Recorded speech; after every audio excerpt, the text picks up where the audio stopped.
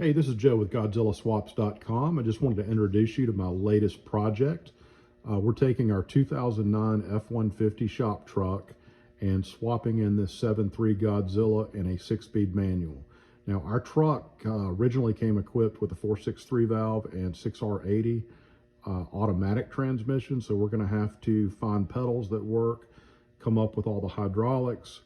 The rest of it's, pretty simple. I've already got all that worked out, but that will be for a later video. But one thing I wanted to cover is a cam swap. And I'm not going to show the whole cam swap. I just wanted to go over some basics regarding that. If you've ever swapped cams in an LS or a Gen 3 Hemi, you're going to find a lot of this is very similar. The Godzilla uses the same type of lifter trays as those engines. So essentially, you pull the push rods out, you turn the camshaft over several times, pushing the lifters up into the tray, getting them out of the way, and that allows you to remove the cam and replace it without ever having to remove the lifters. And granted, this engine, like the other two engines I mentioned previously, if you do have to remove the lifters, you've got to pull the cylinder heads. There's no other way around it. The only time that really becomes necessary with these engines is if you're going with a much more aggressive cam, a lot of boost, a lot of RPM, and you want to go to a more reliable lifter like a Johnson. By the way, the Johnson lifters use the same part numbers as an LS, so they're widely available. If you've got questions on those, there are plenty of good sources for information on them. I know Cletus McFarland, Garrett Mitchell, used those in his McFlurry build. But for this one, this is just going in a pickup truck that's still going to be used for towing and general hauling purposes. So I just wanted a little bit more power, a little bit of sound without affecting low end torque. So Brian Wolf at Willis Engines fixed me up with one of his camshaft grinds, a set of pack valve springs, and his VCT lockout. Got his cam bolt, which you can see there, and no, that's a W, not an M, it's upside down. But I got those items from him along with his tool for holding the VCT while you either remove or reinstall the cam bolt. And that is this here. You can see it's got little tangs on there that correspond with the slots in the VCT. And just as a note, if yours do not line up, you won't be able to get the tool in there. So if you've modified the VCT and it won't go in, you need to pull it back apart. You've got the center part backwards, and just get that straightened out and the tool will go in just fine. And then it's real simple, basically just locks into the gear, and then you've got a bolt and a spacer that will go over here and hold everything in place while you remove the cam bolt or reinstall it. Either one, you'll need it for both operations. In our case, like I said, we've already got the Brian Wolf's solid cam bolt. That's partially a durability thing, plus the fact it doesn't need to flow any oil since the VCT is completely locked out in my case. All the seals have been removed, the springs, and the lockout wedges have been put in place. I'll go into that in just a minute, but if you are trying to remove the stock cam bolt, unless you work on BMWs, you probably don't have the correct socket. This is the socket here. It is a CTA number 3870, 16.22 millimeter.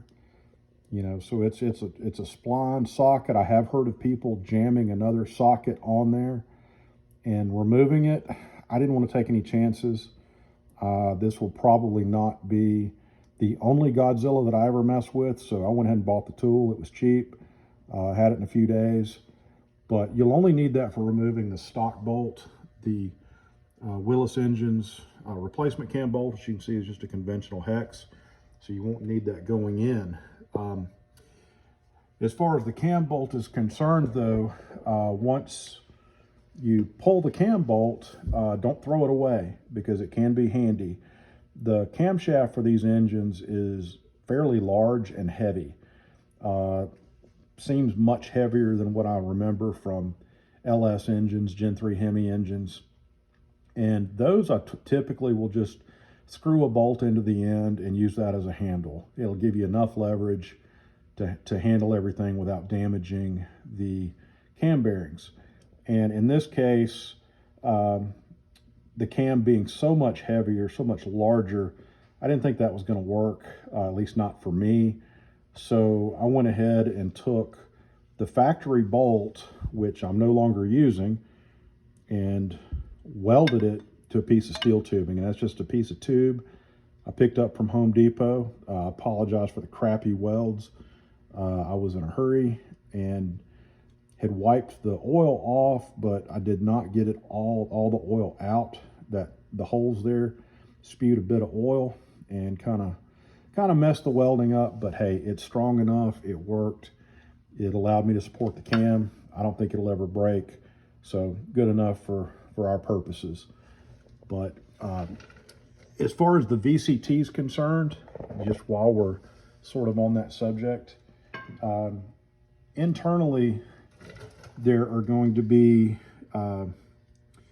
openings in the housing that will accept these wedges. And this is just, I forget which set this is, just one that I didn't use. The kit comes with several, and I used the first set to do a complete lockout. And they'll only fit one way, so you really, I won't say you can't mess that up. You could still have the center flipped upside down, but other than that, they'll basically only fit one way. And the trick with this, you obviously don't want any movement in it, so you need to heat up the VCT housing, the two pieces, and then put the aluminum wedges in the freezer. Leave them in there for 20-30 minutes, and then that provides you a nice interference fit, and you can tap the wedges in either with a small dead blow, or if you're very careful, you could do it with a press, but they should be fairly easy to go in. I mean, mine I just did with a dead blow, just tapping it slightly, got everything in place, and reassembled it. And of course you leave out the big spring, the oil seals. I believe there's a little pin that's also removed, but Brian's kit has all the instructions in it with photos. One thing I would though recommend is when you're taking this thing apart, take a lot of pictures. I mean, take 10, 12 pictures just to make sure you get everything oriented exactly right when you're putting it back together. It can be a little confusing, and it's kind of tough to see some of the details of the unit in the pictures and the instructions. No criticism of Brian, but it's just the best method there is to take plenty of pictures, note exactly how it came apart if you're not as familiar with working with a VCT, and you'll be good to go. Just a few other notes here while we're in the area. The cam retainer plate, you've got 3 bolts. Be very careful to torque those to the factory spec.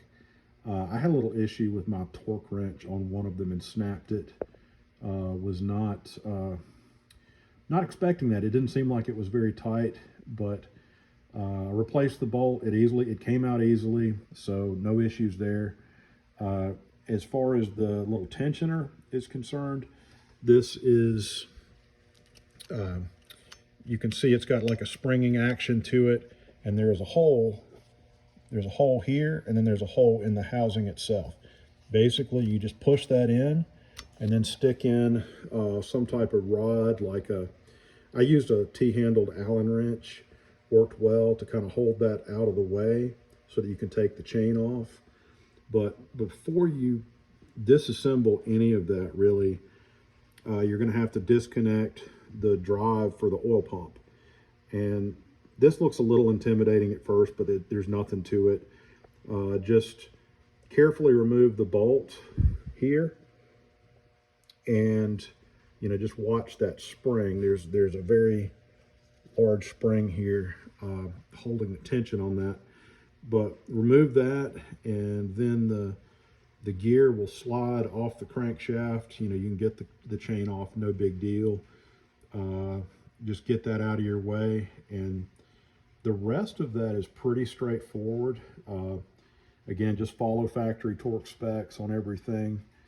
And other than that, really the only thing left when talking about this part of the job is, if you've locked out the VCT completely like I have, you'll need to remove the solenoid that operates it. And that's located in the timing cover. That's it right there. You can see the 2 bolts holding it in, and you've got a harness that goes to the sensor for the VCT. Now, you can just unplug that, remove the harness, pull those 2 bolts, and the whole assembly comes out of your way. I would recommend leave the sensor in place just to plug the hole. I mean, you could TIG weld it, or put a pipe plug of some kind in it, a small expansion plug, something of that nature. But in my case, I just decided to leave it in there. Who knows? This timing cover may wind up on a different engine one day. I might need it. So I'm just going to leave it like that for now. And that is pretty much it as far as on the front side of the engine.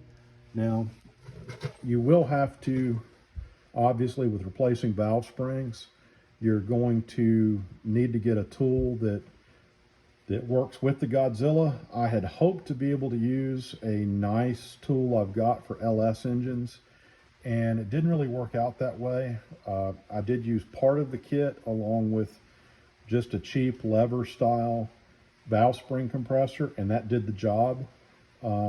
Any of the older type units that have the handle that you screw in that kind of grips the spring from the side, those look like they would work pretty well.